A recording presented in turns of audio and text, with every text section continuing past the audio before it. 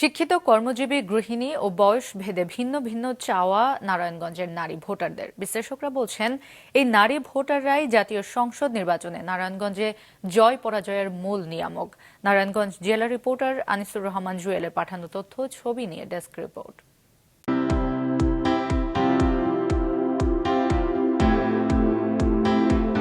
দেশের অন্যতম শিল্পাঞ্চল নারায়ণগঞ্জ, তবে এর পাশাপাশি সন্ত্রাসীদের আখড়া হিসেবে কুখ্যাতি রয়েছে এ জেলার। কেমন হবে সেই নারায়ণগঞ্জের আগামীর নির্বাচন? ভোটের মাঠে জয় পরাজয় কাদের হাতে? জেলার মোট ভোটার 23,92,354 জন। এর মধ্যে প্রায় অর্ধেকই নারী, 11,67,283 জন। আসন্ন নির্বাচনে এরাই হয়ে উঠতে পারে জয় পরাজয়ের অন্যতম নিয়ামক, অনুমান বিশ্লেষকদের। গার্মেন্টস, ইপিজেড, বন্দরসহ বিভিন্ন কারখানায় কাজ করে অসংখ্য নারী। এই ভোটারদের ভাষ্য, আগামীতে যারা উন্নয়নের পাশাপাশি নারীদের সামাজিক নিরাপত্তা এবং আইনশৃঙ্খলা রক্ষায় কাজ করবে তাদেরকেই বেছে নেবেন তারা। বর্তমান সমাজে নারীরা কোনো দিক থেকেই নিরাপদ নয়। আমি একটা যাতে নারীরা নিরাপদে চলাফেরা করতে পারে এরকমই একজন প্রার্থী চাই। অশৃঙ্খলা আমরা চাই না, আমরা দেশে সন্ত্রাস মুক্ত চাই। আমরা যারা কর্মজীবী নারী, আমরা বাইরে বের হই, আমরা আসলে এটা সবসময় সাফার করি যে আমাদেরকে এই বিষয়টাকে অবশ্যই আমি বলবো যে আমাদের নিরাপত্তার দিকটা অবশ্যই যেন গুরুত্ব দেয়া হয়।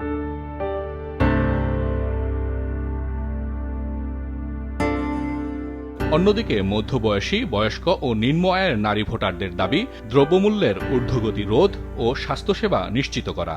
চাল, ডাল, তেল ন্যায্য মূল্যে দিতারা, কমায় দিতারা, হ্যাঁ কই আমরা ভোট দিব। যে দেশের উন্নয়ন করবো, দেশের জনগণ দেখবো, আমরা গরিব মানুষ কাজ করে খাইতে পারি, হ্যাঁ করে দেখবো, হ্যাঁ করে ভোট দিব। গরিব দুঃখীর পাশে থাকতে হইব, জনগণের সেবা করতে হইব, সে সেবা করতে পারলে তাকেই আমি বুঝে ভোটটা দেব। তরুণ নারী ভোটাররা রয়েছেন আরও কিছুটা ভিন্ন ভাবনায়। তাদের মনোযোগ প্রার্থীদের ইস্তেহারে। শিক্ষার মান উন্নয়ন ও কর্মসংস্থানে যে প্রার্থী বেশি মনোযোগ দেবেন তিনিই পাবেন এই তরুণ নারীদের ভোট।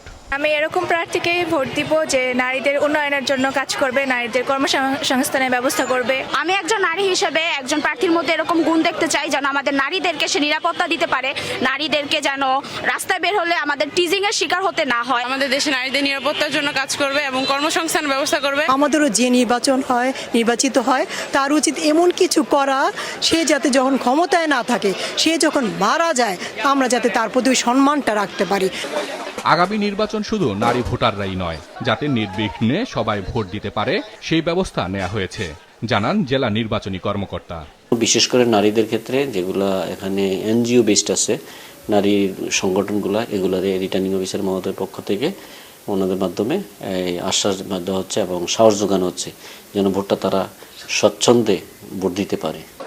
নারায়ণগঞ্জে অতীতের মতো কিছুদিন পর পর অস্ত্রের মহড়া দেখতে চান না নারী ভোটাররা। সন্ত্রাসের বিরুদ্ধে যারা কঠোর অবস্থান নেবে তাদের প্রতি নীরব সমর্থন থাকবে তাদের, বলছেন সচেতন মহল। মাছরাঙা নিউজ ডেস্ক।